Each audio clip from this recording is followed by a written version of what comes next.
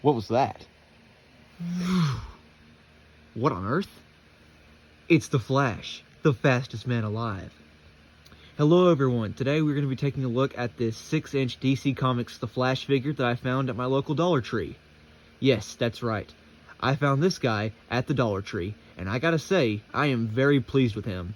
Now, he isn't the best Flash figure ever, obviously, because you can get him at the Dollar Tree, but he is still a very good Flash, in my opinion at least. He's got very good paint, as you can see right here. I think that the paint is very good.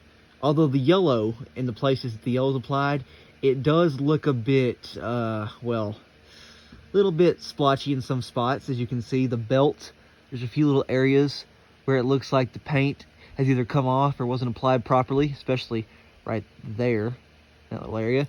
And then the yellow on his logo, his little lightning bolt, you can see some red bled in on the yellow right there.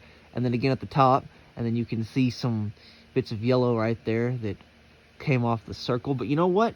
It's still a good figure. And the face, I gotta say, the face is very well done.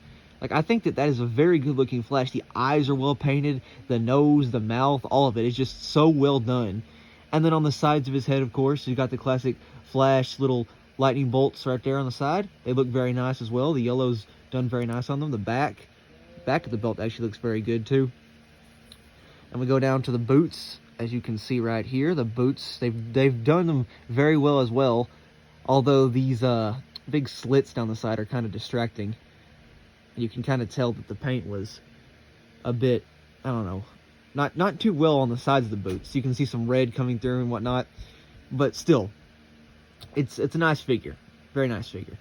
Now, as for articulation, there's not much on this figure. All you get in terms of articulation is a head and arms that move like that, and that's it.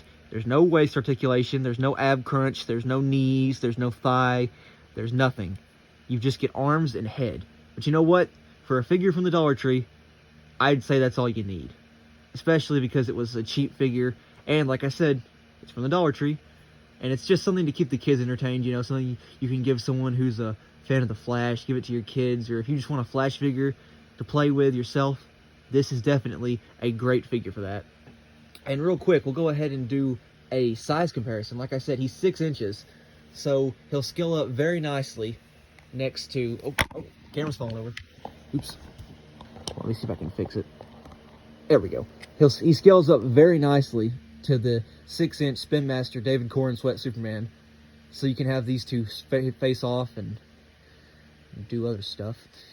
But yeah, he scales up very nicely next to him, so definitely a good figure if you like collecting 6-inch figures, or if you wanted a figure that would scale up nicely with your David Corenswet Superman. This one is definitely it. I mean, there have been other Flash figures probably that have been released in this size that have better articulation, but I'm just saying, if you want a cheap Flash figure that scales nicely with some of the other figures, this is the one to get. But yeah, this was just a quick little review on this DC Comics 6-inch Flash figure that I got from the Dollar Tree. I just wanted to show it off because the Flash is my second favorite superhero. So yeah, bye guys.